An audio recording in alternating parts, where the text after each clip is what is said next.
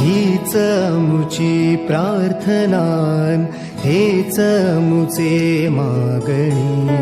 हीच मुची प्रार्थनान, हेच मुचे मागणी.